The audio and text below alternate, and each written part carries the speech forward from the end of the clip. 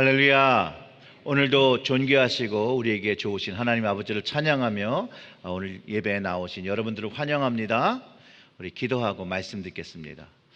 하나님 아버지 감사합니다. 오늘도 말씀을 들을 때 하나님 특별히 말씀이 구체적으로 우리의 심령에서 경험되어지고 그 말씀이 우리를 주장하며 주님, 그 평강 되신 주님께서 우리의 심령에서 경험되어지고 우리의 삶이, 우리의 심령이 주장되어지는 놀라운 은혜, 그 말씀의 성육신의 경험이 일어날 수 있도록 주여, 주께서 저희들의 말씀을 들을 때 성령으로 주장하여 주시옵소서.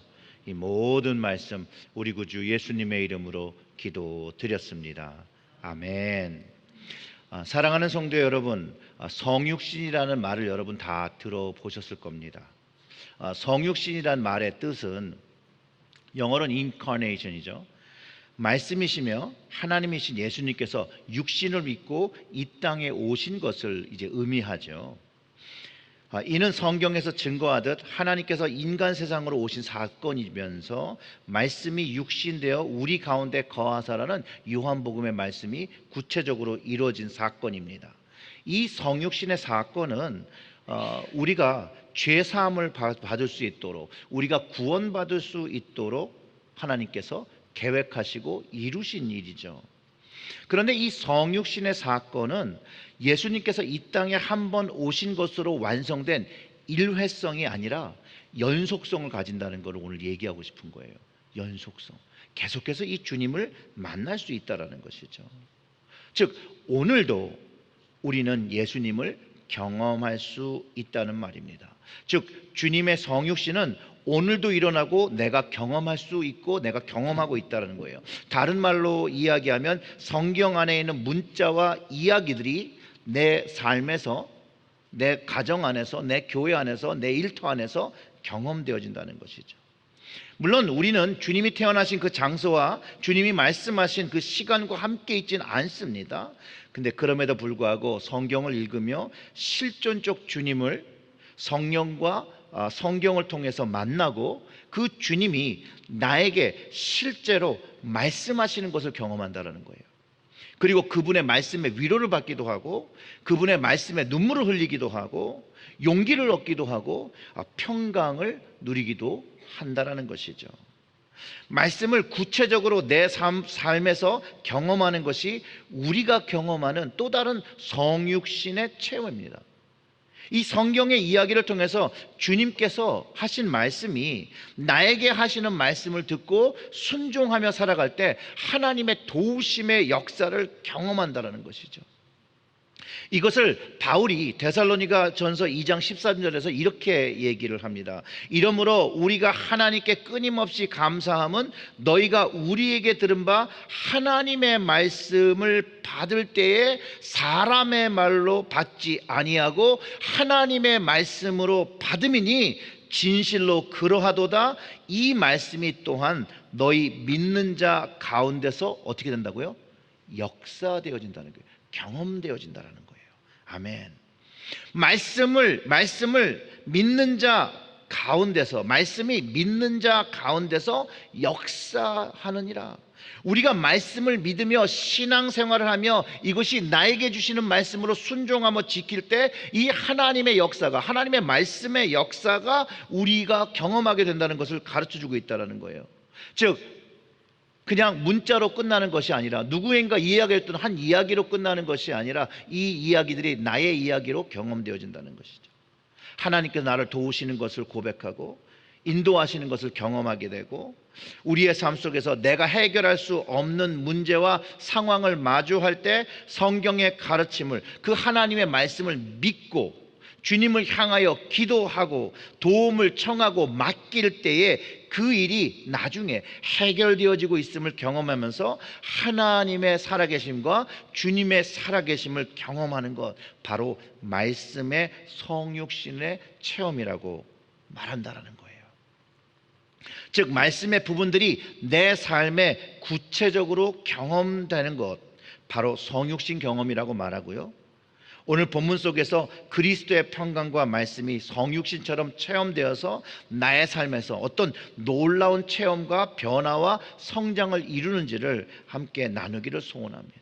제가 이 말씀이 성육신으로 체험하는 것을 생각하며 말씀을 준비해야겠다라고 생각할 때 이제 이 골로새서의 말씀이 저에게 제 마음속에서 이렇게 떠올랐어요.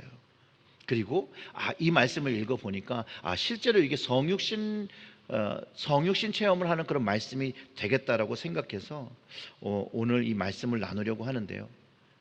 그래서 그 말씀의 첫 번째가 그거잖아요.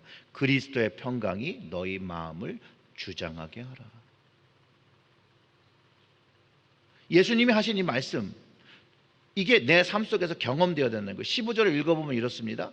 그리스도의 평강이 너희 마음을 주장하게 하라. 너희는 평강으로 위하여 한 몸으로 부르심을 받았나니 또 너희는 또한 감사하는 자가 되라. 그리스도의 평강이요, 믿는 자의 마음을 주장하라고 성경이 가르쳐 주는데요. 왜일까요? 평강은요, 히브리 사람의 말로 인사, 안녕, 샬롬 이런 말이에요. 즉 그가 어떤 상황에 처해 있는지 모르지만 그 상태를 물어보는 거죠. 그런데 그리스도의 평강이 믿는 자의 마음을 주장하라는 것이에요. 즉 주님의 평강을 경험한 사람들에게 그 평강이 계속 그 마음에 있도록 무언가를 하라는 것이죠. 그 샬롬이, 주님이 주시는 그 평강이 우리 마음을 주장하게 하라는 것이에요. 주님께서 평안하라 라고 하신 말씀을 언제 기억할 수 있냐면요, 부활하셨다는 소식을 들은 제자들이 함께 모여 있었어요. 그러면서 주님께서 그들에게 나타나시면서 너희에게 평강이 있을지어다, Peace be with you 하고 나타나셨단 말이에요. 부활하신 주님의 모습으로 제자들을 만나줄 때 제자들은 그 평강이 없었다라는 거예요. 근데 주님이 오셔서 평강을 주셨어요. 죽음에서 돌아오신 주님을 경험한 사람들이 이제 주님이 살아 돌아오셨기 때문에 그 마음에 불안함을 떨칠 수 있는 거죠. 그 그리스도의 평강이 그들의 마음에 들어오면서 불안함을 해소하면서 그들이 안정할 수 있었다는 거예요. 다시 죽었던 주님을, 부활해서 돌아오신 주님을 보니 그 마음에 기쁨이 생겼다는 거예요. 그러니 찬양하지 아니할 수가 없죠. 야, 이거 하나님이 하신 거구나. 할렐루야. 즉 주님을 만나는 경험, 바로 주님을 만나는 순간이 우리의 삶에 주님께서 주시는 그 평강이 경험되어지는 거고, 그 그리스도의 평강이 우리가 경험될 때 우리의 마음에 기쁨과 행복과 생명이 주어지는 것을 깨닫게 한다는 거예요. 그래서 그 마음에 주님의 평강을 담으라고 가르쳐 준 것이죠. 그 평강이 우리의 마음을 주장할 때 우리는 우리의 불안한 삶에서, 어려운 삶에서, 힘든 삶에서 뭘 얻는다는 거예요? 용기를 얻는다는 거죠. 힘을 얻는다는 것이죠. 마음이 그렇게 중요하잖아요. 마음이. 우리의 마음이 무엇인가 불안하게 하는 요소가 많잖아요. 여러분들은 그렇지 않습니까? 우리가 힘들 때 마음이 가장 먼저 힘들잖아요. 성경에서 마음 그러면 이 얼마나 중요하게 생각하는지 이렇게 얘기하잖아요. 무릇 지킬 것 많은 것 중에 더욱 내 마음을 지키라. 생명의 근원이 이에서 남이라. 이 마음이 이렇게 중요한 것인데 여기를 뭘로 지키라는 거예요? 그리스도의 평강으로 지키라는 거거든요. 그리스도의 평강으로. 즉 그리스도의 평강이 결국은 우리에게 생명의 근원을 붙잡아주고 있다는 것을 가르쳐 주는 것이죠. 그분의 평강만이 우리가 하나님의 자녀로서 이 땅에서 살아가는데 하나님이 기뻐하시고 하나님이 원하시는 삶의 방향으로 우리를 이끌어가고 있음을 깨닫게 한다는 거예요. 그래서 결국은 오늘의 말씀에서도 보면 그 평강이 우리를 한 몸의 부르심으로 지켜가는 또 힘인 것도 가르쳐주고 있다는 것이에요. 우리가 한 몸으로 부르심을 받았다고 하는 말은 희한하게도 여러분, 바로 우리가 이게 교회인 걸 알 수 있어요. 주님의 평강이 우리의 삶에 지속되어지고 우리의 마음을 주장하기 위해서는요, 교회로 모여야 한다는 것을 가르쳐 주는 거예요. 그러니 교회 안에서 주님의 성육신 체험을 우리는 경험한다는 것을 또 알게 되는 것이죠. 주님의 몸된 교회를 이루는 것, 주님이 머리 되어지고 우리가 지체가 되어지는 것을 이야기하고 있다는 것이에요. 주님과 우리의 올바른 관계가 맺어질 때 그리스도의 평강이 우리의 마음을 주장하게 되고 우리는 육적, 정신적, 영적인 평안을 누리게 되고, 그리고 그 평안을 누리는 순간 그리스도의 평강이 우리의 마음을 주장하시는 그것을 경험할 때에 우리는 뭐라고 얘기하는 줄 아십니까, 여러분? 은혜 받았다. 은혜 받았다라고 하는 거예요. 은혜 받았다. 여러분, 은혜 받았다 그러면 여러분 마음이 평안하시지 않습니까? 이 연관이 있는 거예요, 연관이. 그러니 한 몸으로 부르심을 받았으니 은혜도 혼자 받는 것이 아니라 함께 받아야 하는 것을 가르쳐 주는 거죠. 함께. 다른 사람이 은혜 받았다고 하는데 여러분 배 아프면 안 됩니다. 다른 사람이 은혜 받아서 막 좋아하는데 어우 배 아파, 그러면 안 되는 거예요. 함께 돼야 되는 것이에요. 왜냐하면 그리스도의 평강은 머리 대신 주님으로부터 오고, 그 그리스도의 평강, 그 말씀이 우리의 마음을 주장하고 풍성해야 될 때 우리는 주님이 말씀하시는 그 그리스도인의 본용의 모습을 가지고 살아갈 수 있다는 것을 오늘 우리가 읽은 말씀에서 가르쳐 주는 것이에요.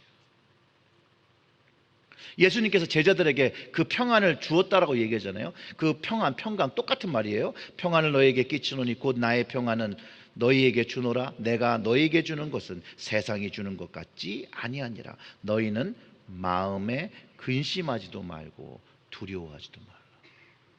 그러니까 이 주님이 주시는 이 평강은 우리의 마음과 분명히 연관성이 있다는 걸 확실히 가르쳐주고 있다는 것이죠. 제가 좋아하는 이제 신학 주석 그 학자인데요, 윌리엄 바클레이라는 사람이 있는데요, 그분은 이렇게 얘기했어요. 평강에 대해서 사람을 사람답게 살 수 있도록 만들어 주는 것이라고. 저는 이 주석책을 읽으면서 이 말을 들을 때 아주 깜짝 놀랐어요.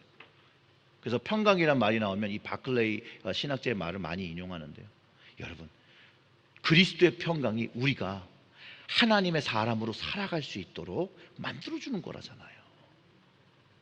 그러니 그 그리스도의 평강이 우리의 마음을 주장하게 해야 됩니까? 안 해야 됩니까? 해야 한다는 것을 가르쳐 주는 거예요. 그리고 또 저는 이제 그 만납교회 김병삼 목사님이 또 이 평안에 대해서, 이 평강에 대해서 얘기한 적이 있는데요, 이 인용구가 너무 좋아요.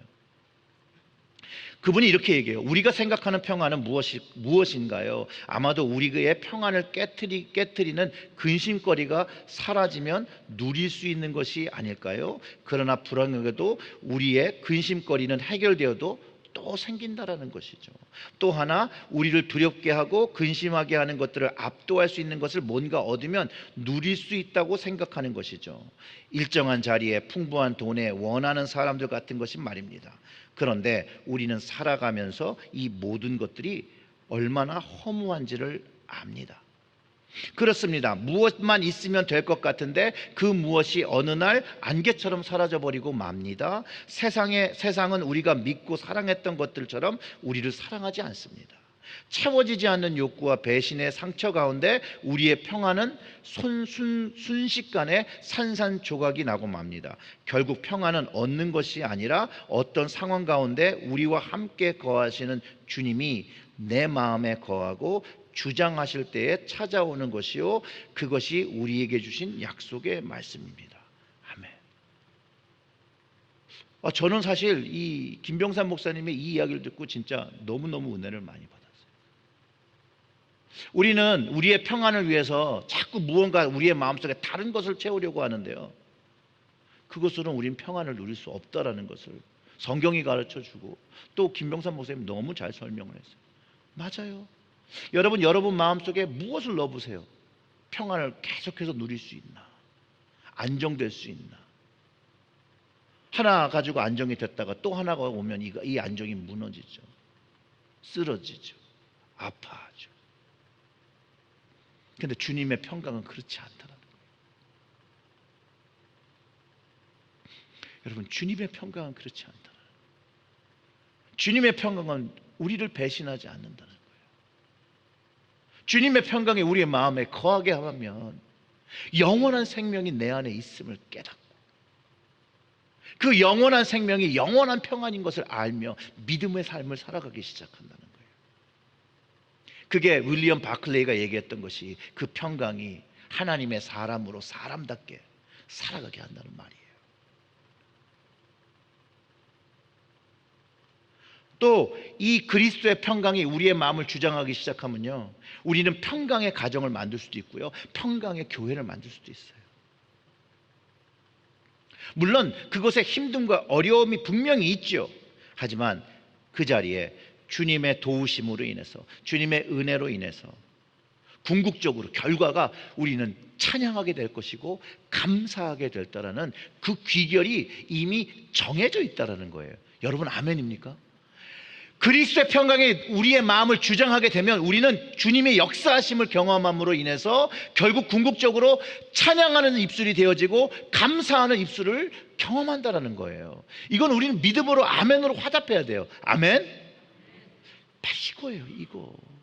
이거를 경험해야 되는 거죠.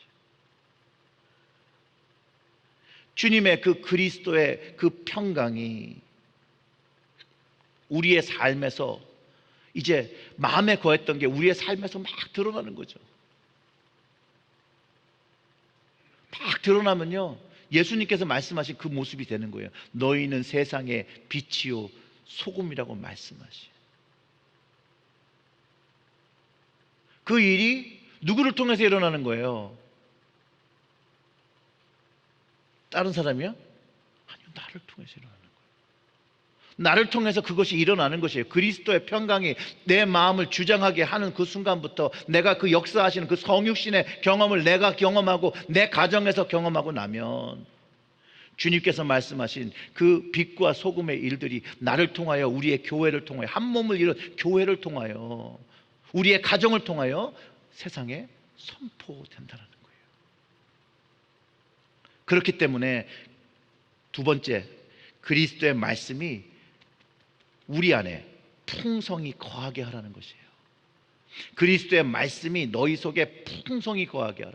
마음에 그 주님의 말씀이 가득 차면 찰수록 어떻게 되는 거예요? 우리는 빛과 소금의 역할을 잘 감당할 것이고 하나님께 감사하며 하나님께 찬양하며 살아가는 그 목적, 예배의 사람들이 되어지는 것을 명확하게 가르쳐 준 것이에요. 자, 그리스도의 말씀이 마음에 풍성하게 거하면요, 변화를 경험할 수밖에 없어요, 여러분.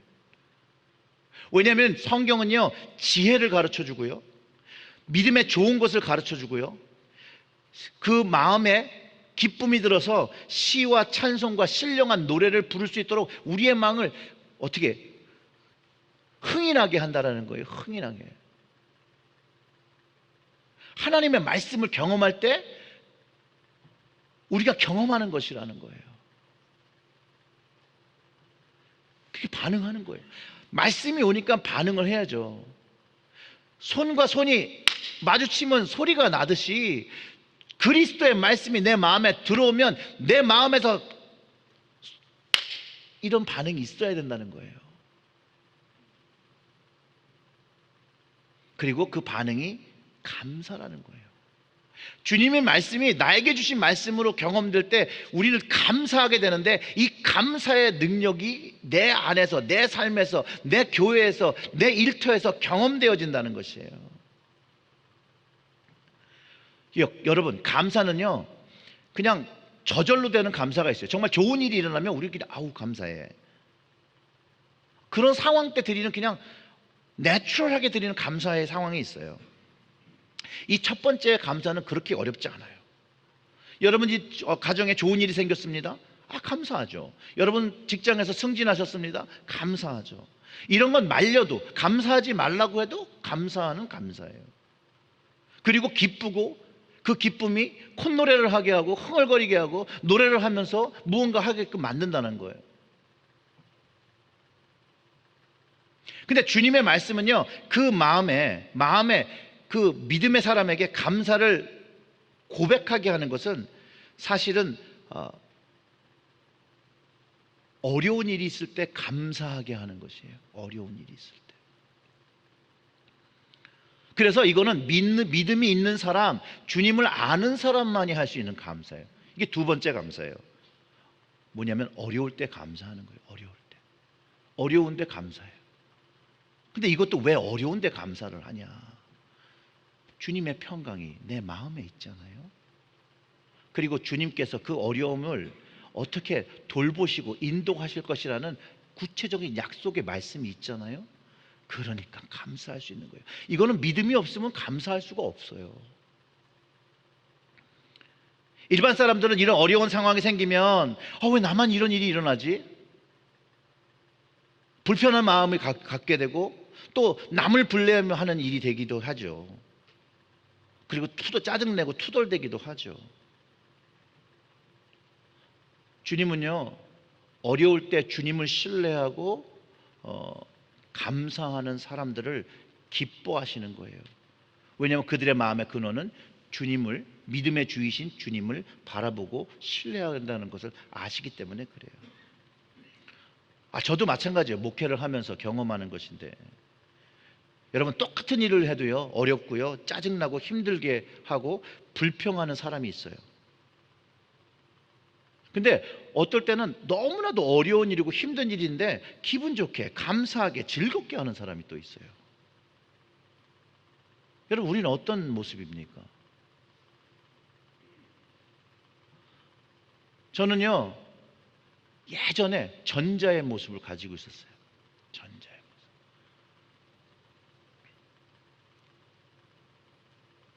뭘 해도 짜증나고, 이거 내가 왜 해야 되고. 그렇잖아요. 집에서. 아니, 도대체 왜 나만 일을 시키는 거야? 형도 있고. 하다못해 제가 저희 어머니한테 화를 낸 적이 있었을 때 뭐냐면, 갑자기 막 제 이름을 불러요. 누구야? 이령아, 이령아, 이렇게 불러요.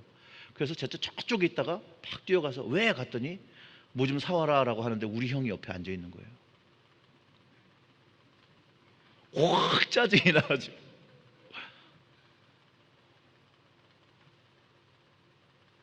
뭔가 비교하게 되고, 왜? 형은 이렇게 해줬는데 나는 이렇게 해주나.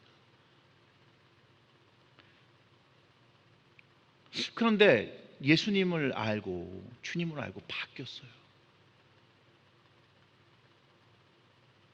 확 바뀐 건 아니에요. 천천히 바뀐 거예요. 근데 어느 순간에 이런 일을 맡겨주신 것 자체가 너무 감사하구나.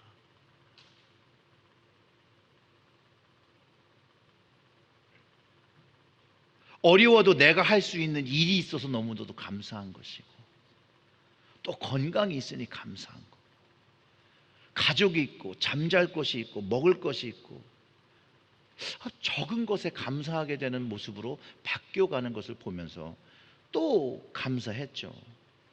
우리 어제 기쁨의 언덕의 말씀처럼 주님의 경건을 배운 사람, 먹을 것과 입을 것이 있는 족할 줄 아는, 자족하며 감사하는 법을 배워야 한다라고 우리 말씀을 나눴었는데요, 바로 그거라는 거예요.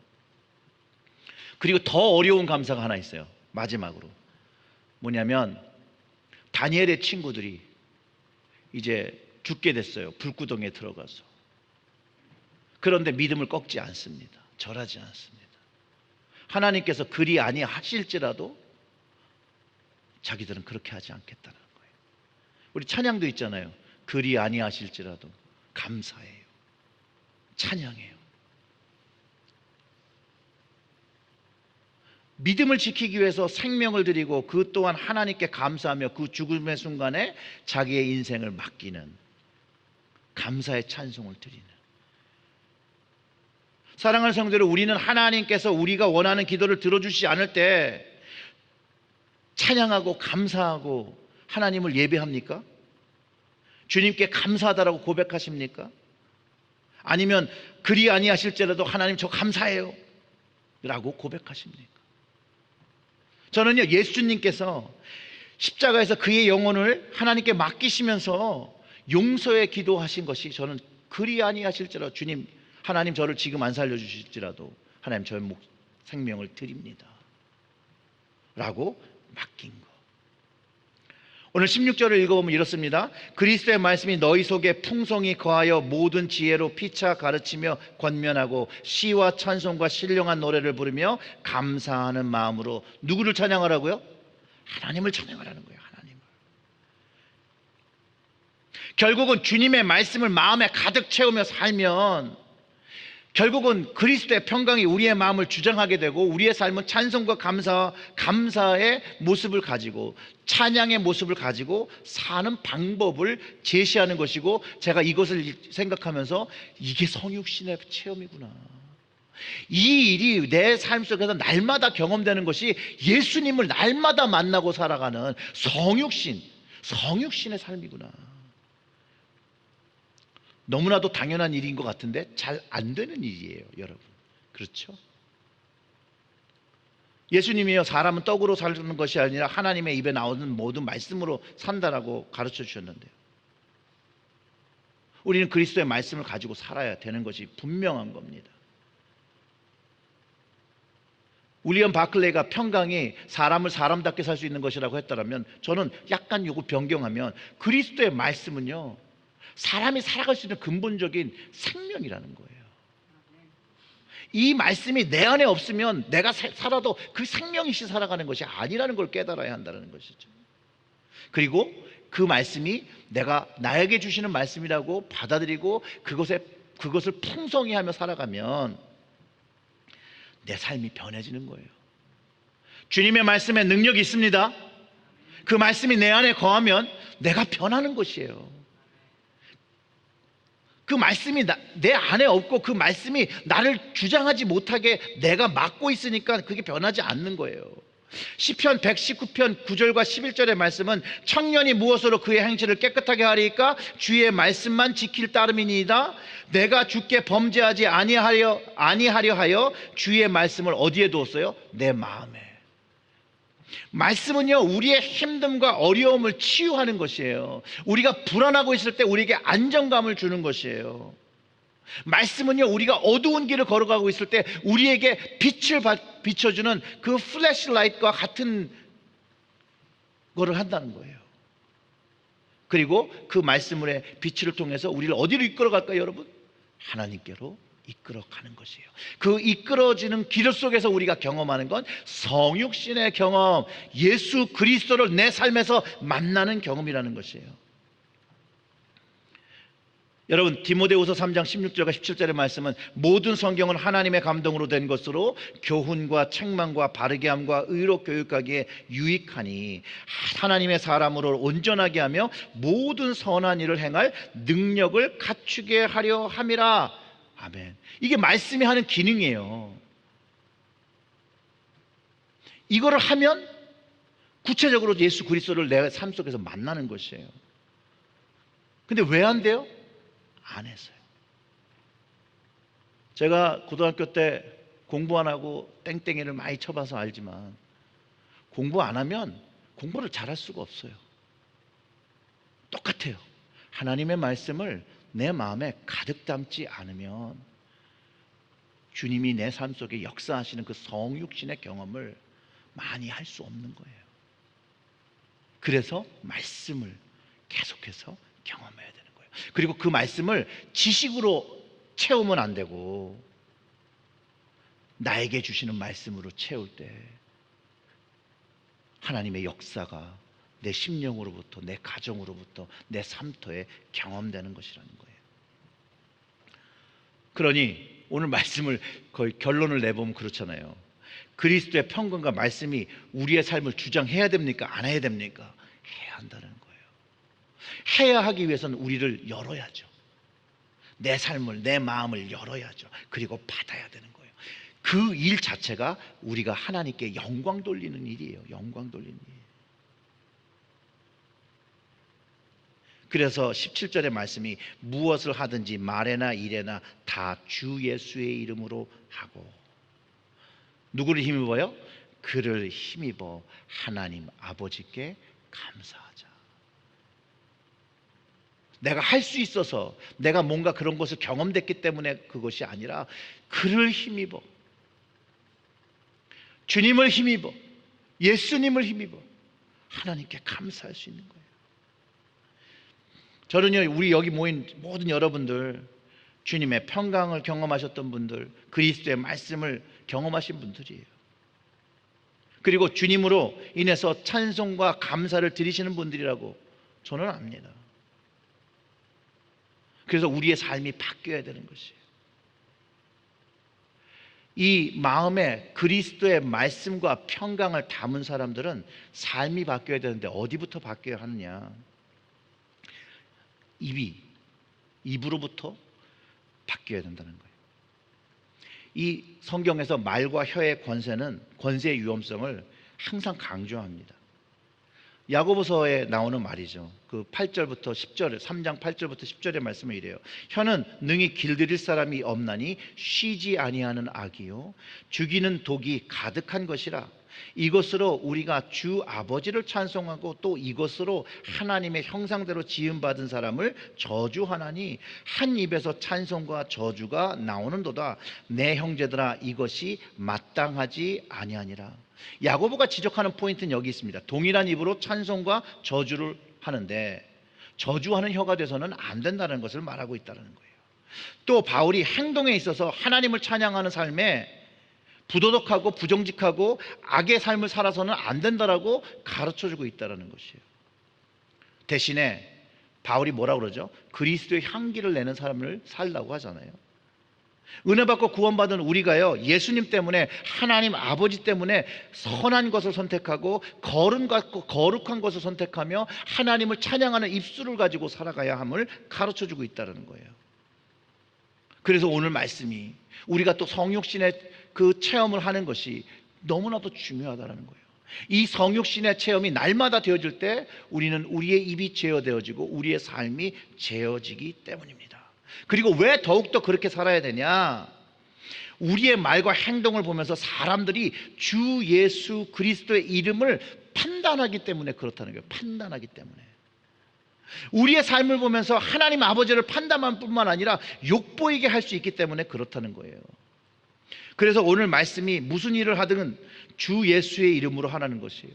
이야기는 뭐냐면요, 예수님의 이름을 부르면서 뭔가 하려는 게 아니라 예수 그리스도를 인식하며 생각하라는 거예요. 먼저 주님이 어떻게 생각하실까? 내가 이렇게 한다라면 그 생각을 하라는 것이죠. 내가 이것을 할 때 주님의 이름을 높이는 일일까? 일이 될까? 아니면 욕을 보이게 되는 일이 될까? 그것을 생각하라는 것이죠. 사랑하는 성도 여러분, 우리는 모두가 다 부족한 사람들입니다. 하나님 앞에 다 죄인이죠. 그러나 예수 그리스도의 평강과 말씀으로 날마다 주님을 만나고 성육신 체험을 하면서 점점 주님을 닮아가야 된다는 거예요. 거듭나야 한다는 거예요. 하나님 아버지께 거룩한 제사장의 모습으로 살아내야 한다는 것이에요. 그래서 무엇을 하든가 말에나 일에나 주의 이름이 높여질 수 있도록 행동하고 말하고 늘 또한 감사의 삶을 삶으로 하나님의 역사가 우리의 삶 속에서 증거로 나타나게 살아야 한다는 것이에요. 성령님의 도우심 없이는 안 되죠. 성령님의 도우심을 받아서 주님의 그 평강이 우리의 마음을 주장할 수 있도록 우리는 순종해야 돼요. 우리를 열어야 되는 것이에요. 또 그리스도의 말씀이 우리의 마음에 풍성하게 될수록 우리의 마음을 열고, 그리고 깨달아지는 하나님의 뜻을 알았으면 그 부르심에 순종해야 된다는 거예요. 우리의 사명 중에 그 부르심에 하나님께서 우리를 통해서 하시려고 하는 것, 영혼구원이라는 거예요. 영혼구원.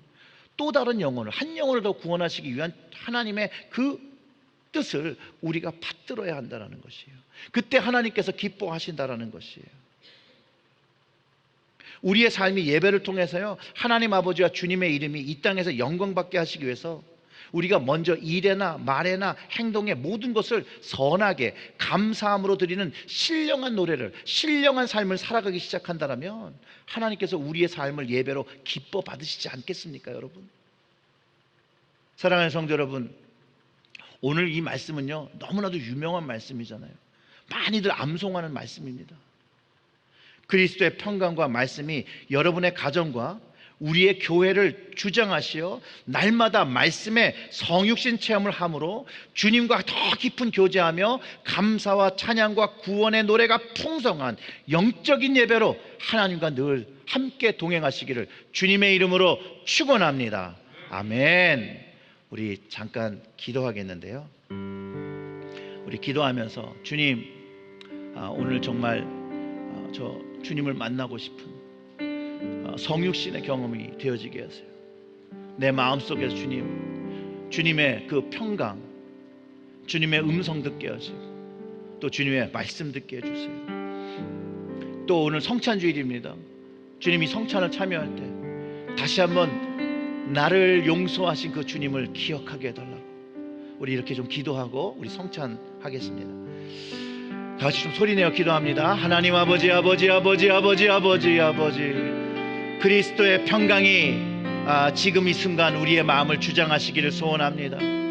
주님의 말씀으로 말씀하여 주시옵소서. 내가 너를 구원하였다, 내가 너를 사랑하였다, 내가 너를 위하여 십자가를 지었다 말씀하여 주시고, 내가 부활했다, 내가 살아있다, 내가 너와 함께 있다라고 말씀하여 주시고, 하나님 그것을 통하여 우리의 마음의 불안과 우리의 세상으로 갖고 있는 모든 그런 것들이 하나님 다 사라지게 하시고 오직 주님께서 좌정하심으로 말미암아 평강을 누리게 하여 주시옵소서. 그리고 주님 우리에게 말씀하여 주시옵소서. 그리하여 우리의 마음이 주님의 말씀으로 가득 풍성하게 차서 저는 우리의 삶이 예배의 삶 될 수 있도록 하나님께 예배드리는 거룩한 왕같은 제사장의 삶을 감당할 수 있도록 주님이 역사하여 주시고 인도하여 주시기를 간절히 소원합니다. 오늘도 하나님 다시 한번 이 성찬의 자리로 저희들을 불러주신 것 감사와 찬양을 드립니다. 오늘 성찬을 받을 때 주님께서 그 십자가 지신 그 구속의 은혜를 다시 한번 경험케 하여 주시옵소서. 우리의 마음속에서 그 가슴 깊은 곳에서 주님의 그 은혜, 주님의 그 사랑을 다시 한번 경험하여 주님 주시께 다시 감사의 고백, 감사의 찬양 드릴 수 있도록 주께서 인도하시고 역사하여 주시기를 간절히 소원합니다. 아버지여, 아버지여, 아버지여, 이 시간 주장하여 주시옵소서. 이 시간 주장하여 주시옵소서. 이 시간 주장하여 주셔서 주님의 그 신비, 주님의 그 구원의 신비를 경험하고 구원의 기쁨을 경험하는 저희들 될 수 있도록 역사하여 주시옵소서. 역사하여 주시옵소서. 전능하신 하나님, 하늘에 계신 아버지, 오늘 성찬을 참여하며 먼저 우리의 죄를 다 고백합니다.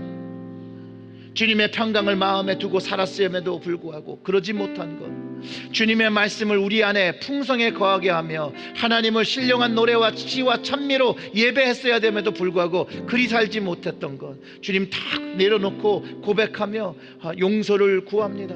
이 성찬을 경험할 때 다시 한번 주님의 그 용서의 그 은혜를 경험케 하여 주시옵소서. 주님께서 이것을 약속하여 주셨으니 주님, 오늘 우리가 내려놓는 모든 죄들 다 용서하여 주시고 주님의 선함으로 우리를 구원으로 확정해 주시고 강건케 하시고 영생케 하여 주시고 평강과 말씀이 풍성하게 하여 주시옵소서. 이 모든 말씀 우리 구주 예수님의 이름으로 기도드렸습니다. 아멘.